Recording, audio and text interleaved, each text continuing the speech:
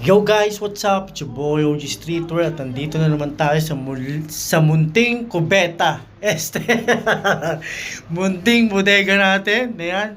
Siyempre, papakita ko sa inyo kung ano yung mga na-hits natin sa loob ng ilang araw na pag-ukay. So, noong nakaraan, nag-live selling tayo. So, pag tapos nun, diretso ukay. So, yun. Yun yung mga na-hits natin. So, papakita ko sa inyo, may mga laman pa sa ilalim yan. So, sana magustuhan nyo yung video na to. So, start na tayo. Start na ba tayo?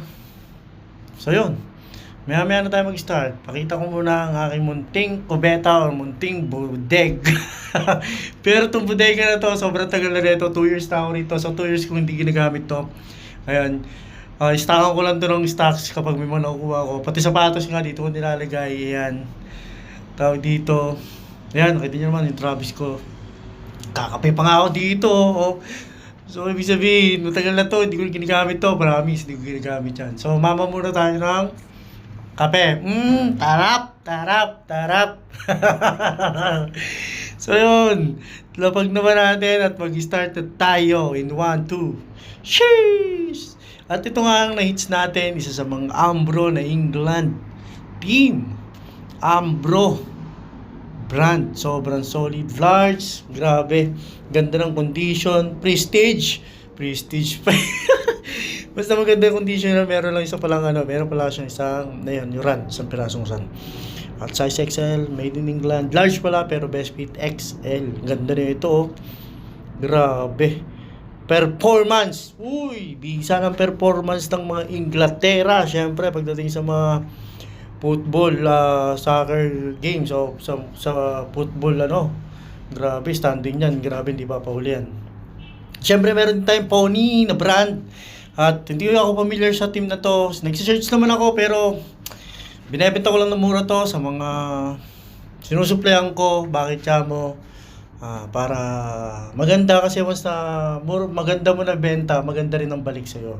So pag nabenta mo siya ng medyo maayos siyang mabebenta to, the same yun, at magkamato dire-diretso yung business nyo. So ganun ako magano sa mga customer ko.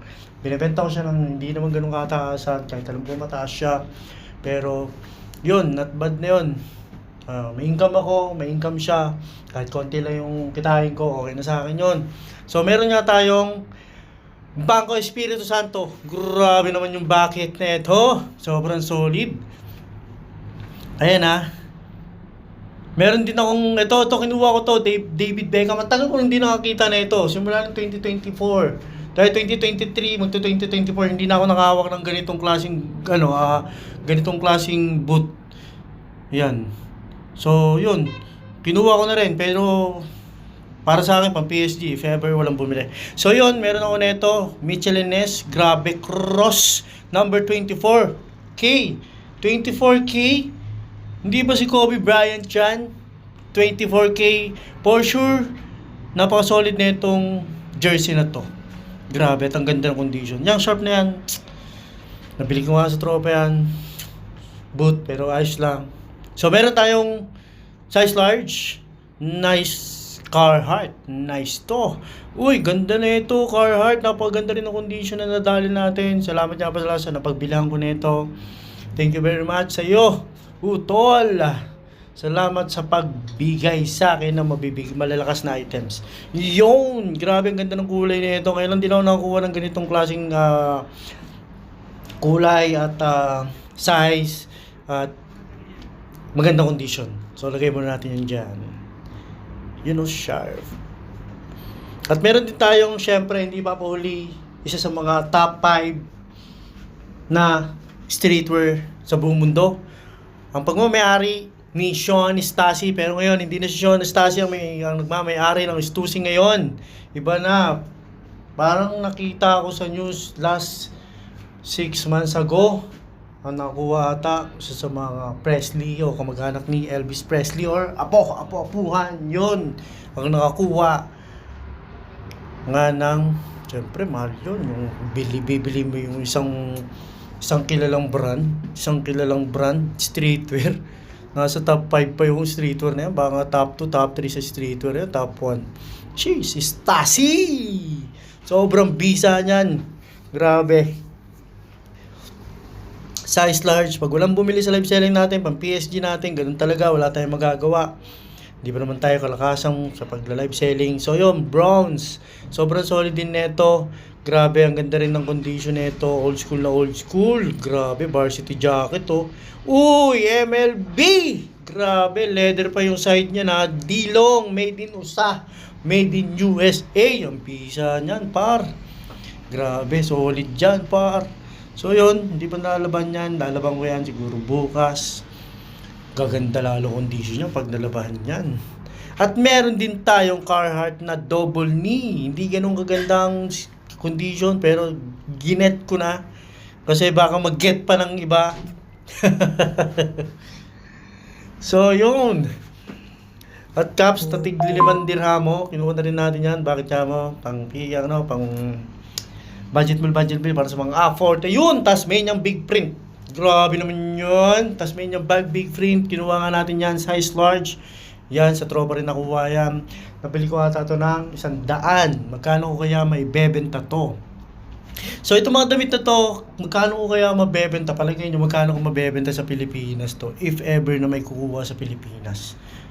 Yan, 90s din to. Kasi, dito sa UAE, binabarat na to. Pero, sa Pilipinas, marami kasing buyer. Dito sa UAE, barat na yung mga uwat. Bakit mo? Siyempre, sobrang daming seller, sobrang bibisa kasi ng mga item. Pero sa Pilipinas, magkaguluhan to for sure. Yan, mga top heavy oh. Sheesh! Grabe. Uy, may Jordan pa pala tayo nakuha. Sobrang ganda na itong Jordan na to. May license naman siya ng Salem. Ayan. Ganda na ito, Michael Jordan, Chicago Bulls. Pero ang kanyang tag ay Hanes. Ganda nun. Uy, mana. Manya o mana. Hindi ko alam sa salitang Mexico kasi Mexican words manya. Yan, Turto 1999. Manya is a Mexican band. Nag-start ata ito noong 1981. So, sobrang bigat ng banda na yan para sa mga Mexican. Ayan. Tour yan sa US Sobrang solid yan. Yun o, Led Zeppelin, meron din tayo top heavy size XL, grabe nahulog yung Angel mula langit. Aerosmith na tag, grabe, America's finest brand, sabi nga niya sa tag, sobrang bisa na ito for sure. Yan, ngayon ako nakakita ng napakatlong best ko ata nakakuha ng ganitong klaseng tag.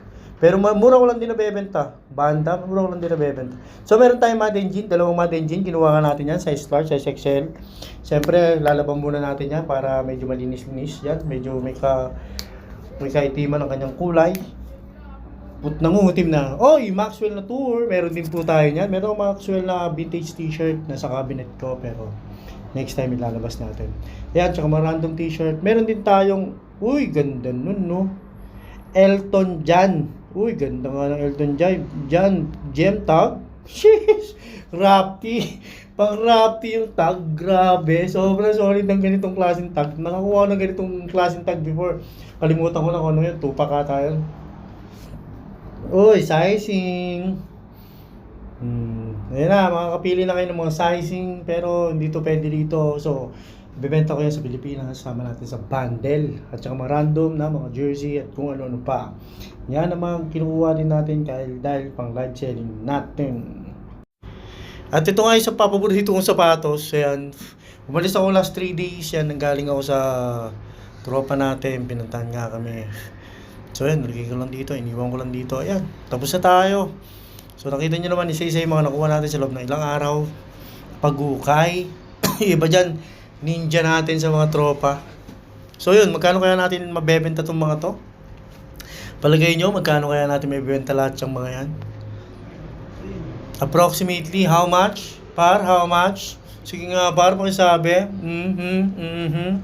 Nax! Oops, andito tayo sa labas ngayon. Kaya sa terrace, ayun, pakita ko lang sa inyo.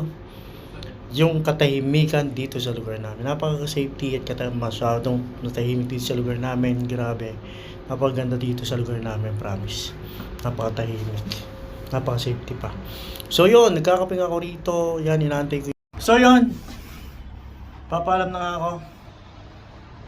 Maraming salamat sa lahat, sa mga sumusuporta sa akin. So mula noon at hanggang ngayon, 1 views, 1 view, 2 viewers, 3 viewers, 4 viewers, mga 10 views lang ako sa kada upload ko sa YT.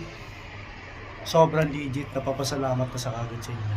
So yun, syempre, ingat tayo palagi. Maraming salamat sa inyo, lalo sa mga kapwa natin OFW. Mabuhay tayong lahat.